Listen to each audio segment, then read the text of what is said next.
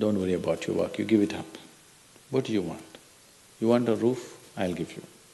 You want food every day? I'll give you. All you have to do is just sit in one place and be blissful. I will feed you for the rest of your life. Can you do? No, you want to mess up something every day. People say they're only working for a living. I said, don't worry, I'll give you shelter, I'll give you food every day, no problem. All you have to do is, I want to see tears of blissfulness every day. That's all the requirement. You don't have to do any work, you don't have to serve me, you don't have to produce anything, nothing. Just sit here blissfully, we'll feed you, we'll worship you. No. So the problem is not in your work, the problem is not in your life, the problem is not in the world that you live, the problem is just that you have not done the necessary things for this one to flow through this effortlessly, beautifully. The necessary work has not been done and we are just hoping it'll happen by accident. It doesn't happen by accident. Lot of people in the world think United States of America is heaven. But people who live here don't think so at all. Isn't it so?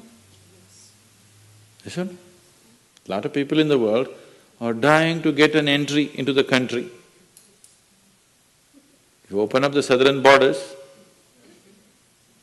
10 million people will enter tomorrow morning because they think this is heaven. But you are not experiencing it that way, isn't it? You are not experiencing this as heaven because hell and heaven is not a geographical place. Hell and heaven is what you make out of yourself, isn't it? Too much talk about heaven has been going on because there are too many people who made a hell out of themselves. If you had made a heaven out of yourself, would you talk about going to heaven? If you sit here and you're feeling ecstatic right now, would you aspire to go to heaven, I'm asking? Once it happened, early 20th century,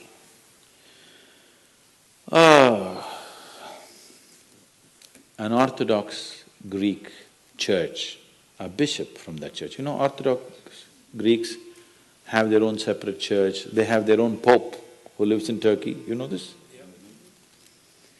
So a bishop from this order had heard so much about Indian mysticism and he wanted to go to India, but he never got around to make it because he had to serve the cloth that he wore. And after 60 years of age, when he is semi-retired, he got the opportunity and went to India. So he came to South India, near where we are, and he wanted to meet a mystic, a yogi. So somebody said, go up this mountain, near a cave, there is a yogi sitting, you can go. So our man went, plodded up the mountain, halfway up and went. In front of a cave, an old man with a gentle smile upon his face was just sitting with his eyes closed. So the bishop went and prostrated. He cannot do it, he is not made for that. But they had told him, if you go to India, you have to crawl. He prostrated like this and with all his four limbs he got up.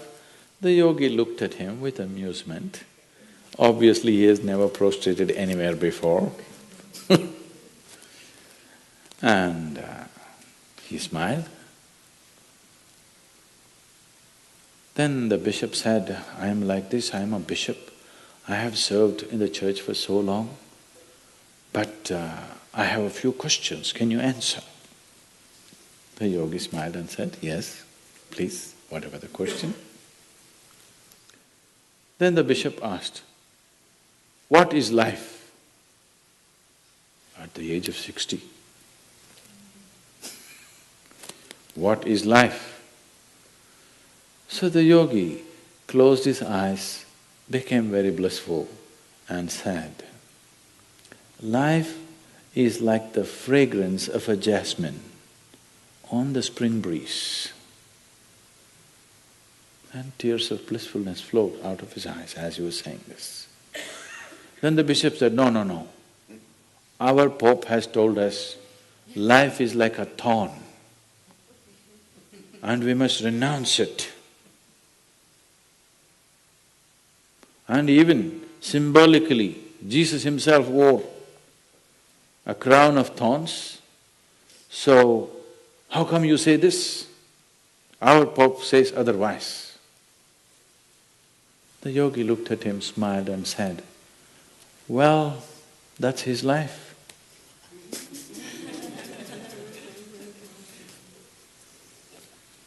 So, what you make out of it is not because of where you are, what you are, it is just what you make out of it, isn't it? Yes. So, have you created the necessary mechanism? Have you created the necessary system? Have you created the necessary ingredients within you to make this like the fragrance of jasmine on a spring breeze and not a thorn? If it's a thorn, we must pluck the damn thing out, isn't it? Isn't it so?